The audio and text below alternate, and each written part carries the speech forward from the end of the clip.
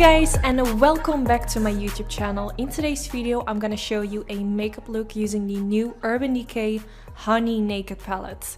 I think when I saw this palette at first I really liked it.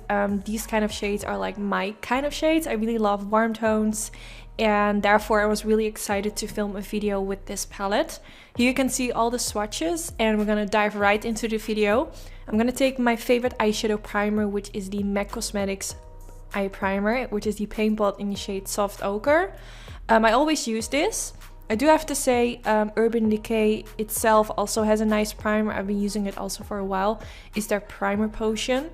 I'm not a huge fan of the original one because it's kind of transparent, and when I use eyeshadow primer I kind of like it to also cover up the redness on the eyelids.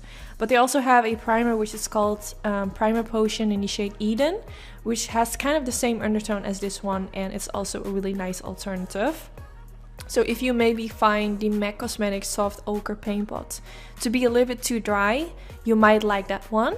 And also what a really nice primer is the Smashbox Photo Finish Lip Primer. That one also has a little bit of a tint to it, so it also covers up the redness.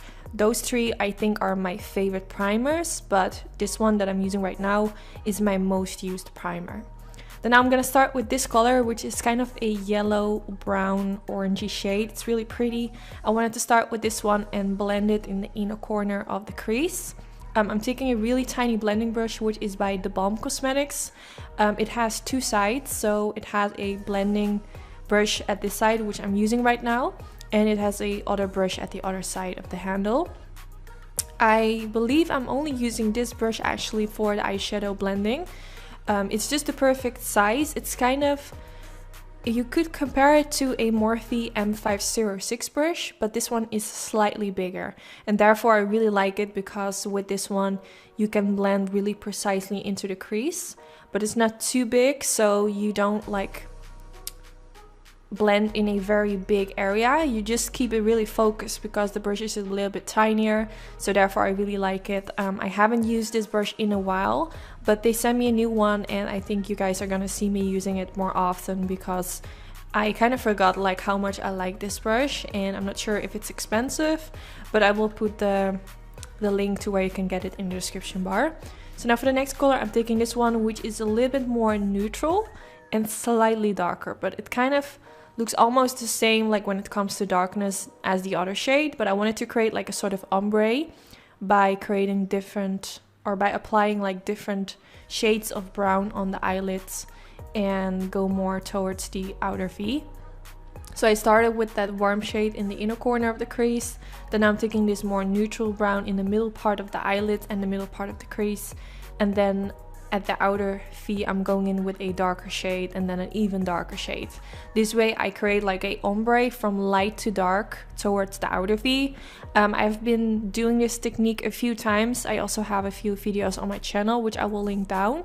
I have a pink one and a really warm orangey brown one. It's not the same as this one, it's a lot more orangey, which is one of my favorite looks I've ever filmed. But you guys really liked it, so therefore I wanted to use the same trick and create like an ombre eye look. So now I'm taking this shade, which is a little bit warmer and a little bit darker, and doing the same thing, just pressing it on the eyelid, and then with whatever is left on my brush I'm going to blend it more towards the crease. And this is also the end of the eyelid, so I will also stay like at the outer end of the crease, kind of blending it like in a round shape at the outer V area. And yeah, I think with an eye look like this you really want to be focused on to make sure that the outer V looks well blended out. You can see me like making sort of circle motions all the time. This way you get like a really nice shape. Sometimes you see me in videos using like eyeshadow guards. You can also use it for this eye look, or some sticky tape at the end of the eyelid, and this way you get more of a sharper edge at the outer end of the eyelid. But for today I wanted to do more of a round shape. And for if you don't, or if you're not really good at doing this, like making a nice outer end, I'm gonna show a trick at the end because mine didn't look perfect today as well, but I have a really simple trick on how you can fix this, and I think I've been showing it a few times in my videos, but today I wanted to go a little bit more in depth on how I do this and why. Because it's just an easy trick and it's really nice for those who are starting with makeup, because it's just like a trick that you can use, which is gonna make it just easier, if that makes sense. So now I took an even darker shade and applying that at the outer V, just because I felt like the shades that I used are all kind of in the same undertone. Like there's not like a huge contrast in between, like when it comes to the darkness of the shades that I use. So I felt like I needed at least one more shade to create a little bit more depth at the outer V. So that's why I used the darkest brown shade in the palette. Now I'm also creating more of a, not really a really sharp edge, but more like in a triangle, if that makes sense. It's not really round looking anymore. I don't know why I did this, but I think it looks better with my eyes. I have no idea what I'm saying, guys. At first I thought I was doing like a round shape. I filmed this a few days ago, so I kind of forgot like what I was going for. But now it's turning more into a triangle. And I just keep blending and blending. I feel like with matte shades it's really important to keep blending, because you really want the shades to like really fade into each other really smoothly. So therefore blending is really important. So now I'm taking the Tarte Cosmetics Shape Tape Concealer and I'm taking a Sigma brush in the number E25. And I just apply a really tiny amount of concealer on it and I'm gonna blend along the edges. This is the trick that I was talking about, which is gonna make it look more smooth, and therefore you don't have to be super precise with the blending if you're not really good at it. You can use a little bit concealer and that will fix that. So now I take the lightest color and I'm gonna apply a little bit of that underneath the brow bone.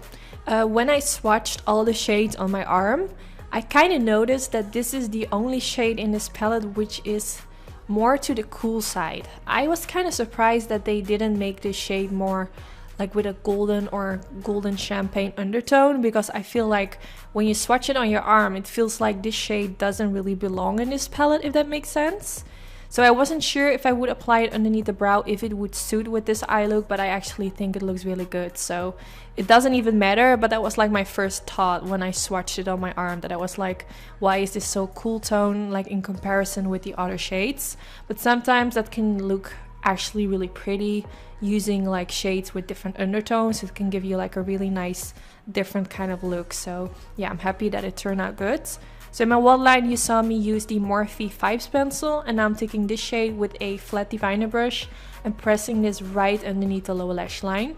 The shade is kind of the same color as the pencil that I used for in the waterline.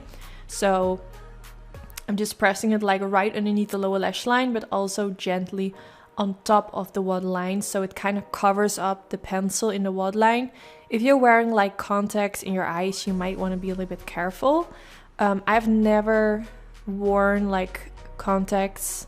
I've tried, but I'm just not good at it. I don't know how to apply it. I find it really hard. I get like watery eyes. But I know people most often like apply them before doing their makeup. But for me personally, that makes the thought about wearing contacts even more scary, because what if you're doing your eyeshadow and then there's like getting eyeshadow in your contacts, then you have to pull out your contacts. Oh my god, I know like people that wear it every day, they're like, it's not even that hard, but I think for those who have never worn contacts, it's just such a scary thought. I don't know, I just find it really scary. But now I use the same shade which I use for underneath the brow bone in the inner corner area, just to make this shade, just to kind of make the shade come back somewhere else in the eye look, so it kind of complements each other. Then I'm taking this eyeliner which is from Inglot. This is their black gel eyeliner, and I'm gonna create a simple line above the lash line. You don't have to be precise with this because I'm gonna smudge it out at the end, but you just want to be a little bit precise. You want it to be a line, but you don't have to be really focused on that it has to look really neat, because we're gonna smudge it out. If you don't like smudged out wing liners or smudged out eyeliner or anything, you can go for a wing liner, or like what I'm doing right now, a simple line above the lash line. You don't have to follow each step that I'm doing. If you see something you don't like, you can totally give your own twist to it. So now I take a tiny pencil brush with the darkest brown color, and I'm gonna kind of press it on top of where I just applied the gel eyeliner. Now I switched to a tinier brush. This one is by Suifa. It's their tiniest pencil brush. And I really noticed that this brush doesn't give a lot of fallout. Some brushes, when you apply eyeshadow on it, the eyeshadow just falls off. But this brush kind of sucks up the eyeshadow, and I feel like it works really well. I use this brush very often just because of that reason. So now I'm gonna quickly curl my lashes and apply some mascara. I use my favorite mascara, which is the Roller Lash Mascara. I use it in almost every video. I just apply a thin coat on the upper lashes and then also on the bottom lashes. I really love how long it makes my lashes. And then now I applied my fake lashes. I use my own lashes in the style Betty from my brand Anytude. I will make sure to link it down in the description bar. These are my current go-to lashes. I just feel like they just really suit my eye shape. I don't know what it is, but I just really like to use them. And yeah, that was that. I really hope you all enjoyed. Let me know in the comments if you want me to do another look using this palette, maybe play with the golden shimmery shades. And hopefully I will see you all in my next video. Bye guys!